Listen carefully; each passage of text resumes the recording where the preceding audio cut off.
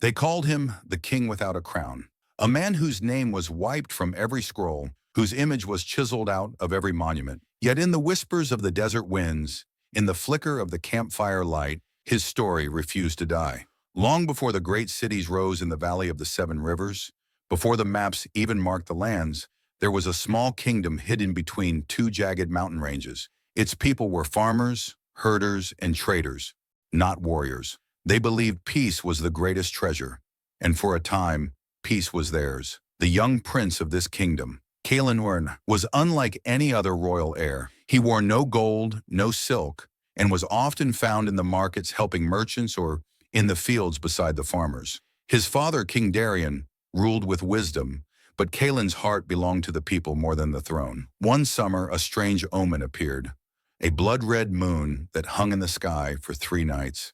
The elders spoke of an ancient prophecy. When the moon bleeds thrice, the mountains will open, and darkness will spill into the valley. On the morning after the 3rd night, riders from the east arrived with dire news. A warlord named Varus, draped in black armor and leading an army of exiles and mercenaries, was moving through the mountain passes. His goal was simple: to conquer the valley kingdoms and unite them under his brutal rule.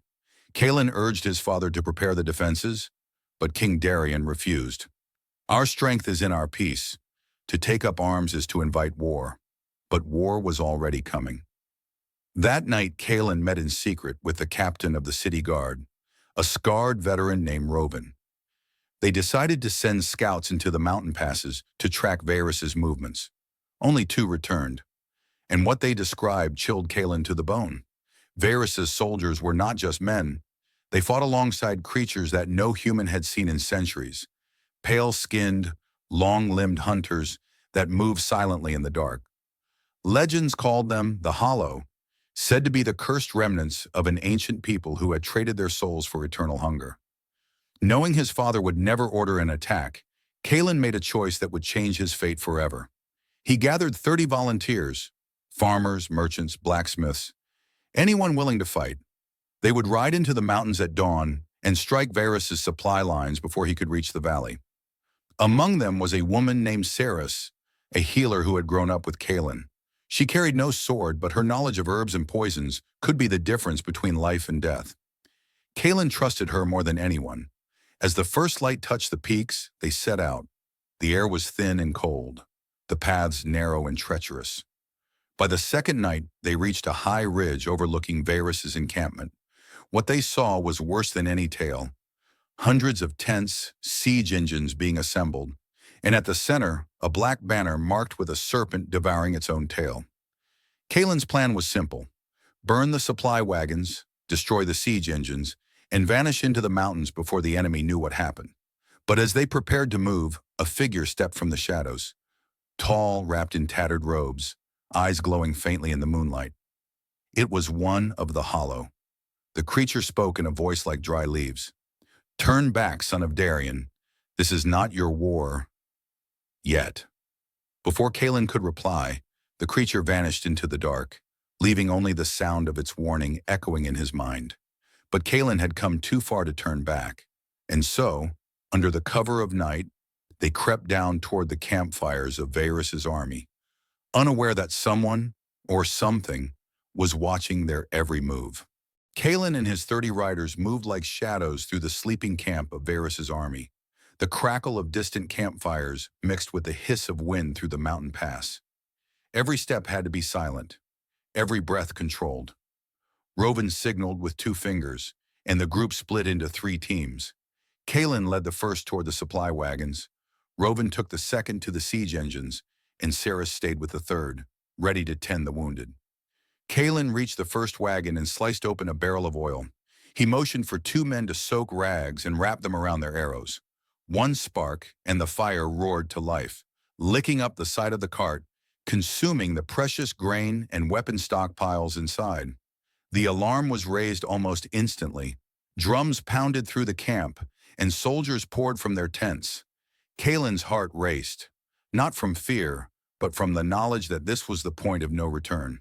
Then from the far side of the camp came a sound that froze his blood, a deep, inhuman shriek. Out of the shadows poured the hollow, their pale faces twisted in hunger, their black eyes fixed on the intruders. They didn't run.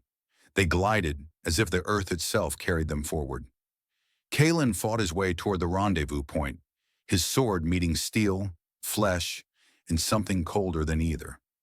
The hollow were fast, too fast, and when struck, they did not bleed red, but a dark, tar-like ichor that smoked in the moonlight. In the chaos, Kalen saw Saris dragged down by two hollow. Without thinking, he hurled himself at them, his blade cutting through one's neck. The other recoiled, its black blood sizzling where it touched Saris's skin. He pulled her up, and together they stumbled toward the mountain path. By dawn, only 12 of the 30 volunteers remained. The siege engines were destroyed, the supply wagons burned, but the cost had been terrible. When they returned to the valley, Kalen expected his father to praise their bravery. Instead, King Darian's face was as cold as the mountain air. "You defied my command," he said before the entire court. "You have endangered our kingdom." Kalen tried to explain, but Darian would not hear it. That night, Kalen was stripped of his title and exiled beyond the kingdom's borders. The official records never mentioned his name again. But the story did not end there.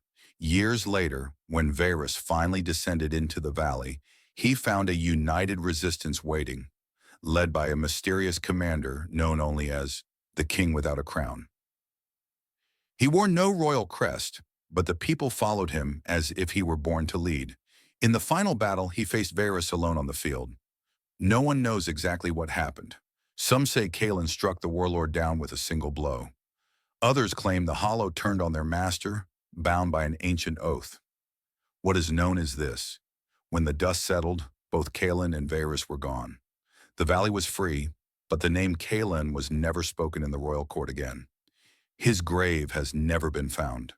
Even now, travelers through the mountain passes speak of a lone rider in worn armor, carrying a black banner marked with a serpent devouring its own tail. A reminder that some legends cannot be erased, no matter how hard history tries.